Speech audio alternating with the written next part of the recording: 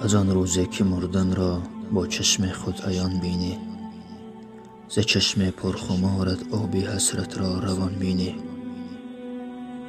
اگر تو سیم و زر داری به پخته آب چکانند، به حلقت می رود یانی که آن را در گمان بینی. با ایوان لحد خفته به حال خویش می گری، کفن پیچیده بر گردن چو مار و کژدمان بینی. اگر روحت کند پرواز و آید جانب خانه، تمامی مال و اموالت به جنگ دیگران بینی.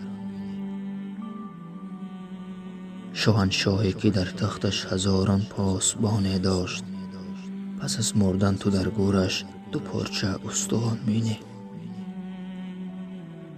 همان خیری که می سازه به دست خود در این عالم، به فردای قیامت بر سر خود سایبان بینی. بر سر خود سایبان.